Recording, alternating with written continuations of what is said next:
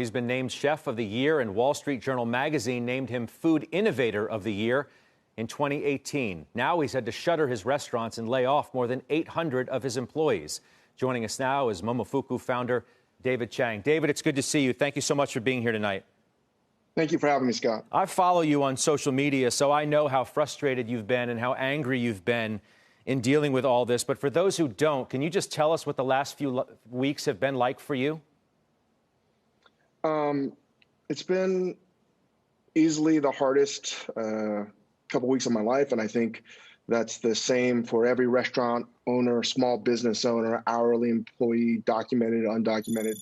You know, this has been absolutely brutal to see people suffer as much as they have and close friends pass away because of COVID-19. You have a Momofuku relief fund that you set up. I want to make sure we mention that. 800 employees we mentioned that you've had to lay off. Do you know how they're doing? Are you able to stay in touch with them? You're thinking about things like health care, and they're thinking about how they're going to feed themselves and their families in the weeks ahead. Absolutely, and it's not just Momofuku. Like, there's so many other businesses that need help. It's every single restaurant and small business in the service sector that needs help. So it's overwhelming to think about, and it keeps me up at night all day. You know about the government program, obviously. Will you be applying for money tomorrow? Still working at it. It's not nearly as simple as it seems. But honestly, it's not my main concern about getting the restaurants open for myself or even our industry. I think the number one priority, while that's important, and I hope to do it, and I hope to reopen our doors one day, but that's not the top priority. The top priority, unequivocally, is to get cash into the hands of hourly employees, ASAP.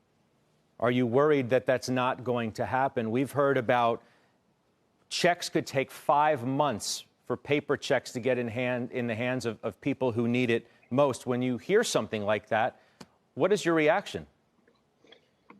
Quite frankly, it's embarrassing that other countries have a better program, whether it's Canada or the United Kingdom. United Kingdom especially has a job retention program that is so much better than the $1,200 that you're going to get one time. They're offering up to £2,500 a month if you're able to be retained by your employer. And this is America, and we need to be doing a better job. And I know it's a logistical nightmare to make this happen and to administer this, but this is one thing that we can control.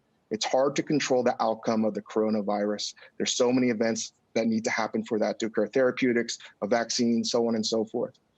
But we can do this, and it's beyond frustrating because documented workers and undocumented workers need this money ASAP. You said in the New York Times recently, I read, quote, "We may be headed for a worst case scenario as it relates to the industry." What did you mean?